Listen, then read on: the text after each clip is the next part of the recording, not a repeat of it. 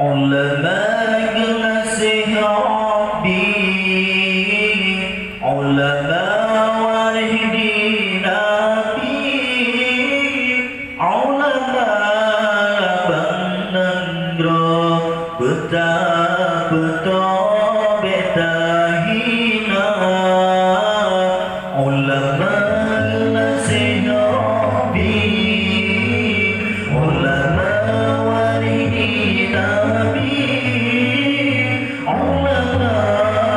bernegara betapa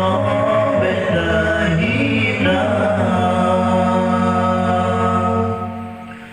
berkan hidup dalam dunianya bertatim dengan hamba ulama hidup terarah dan tujuan bahagia berkan hidup dalam dunianya bertatim dengan hamba ulama hidup terarah dan tujuan bahagia lem sepot gelap gulita ulama yang bercahaya pembimbing dalam dunia yang berjauh akhlak manusia terjaga dan setaranya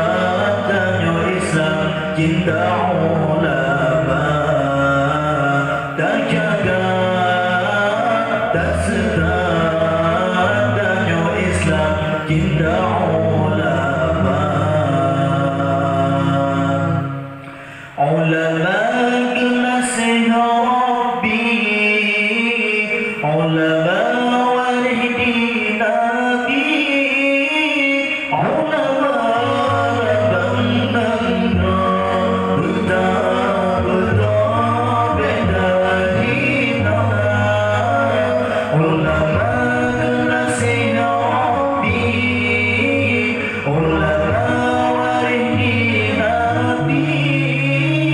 ulama bernegara betapa betahina berkan hidup dalam dunianya bertatim dengan hamba ulama hidup terarah dan tujuan bahagia berkan hidup dalam dunianya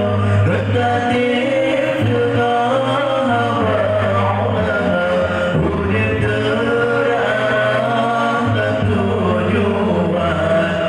bahagia Fatwa hukum ke umat nasihat serta doa berhudip umat lam jahil gepikir geilah daya terjunjung dan serta supaya jo ajak mulia terjunjung dan serta supaya jo ajak mulia jarakan tak bersabar tak berbedang maruah bangsa ulama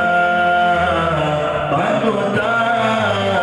umat Islam sinoram dunia ulama nasihat Rabbi ulama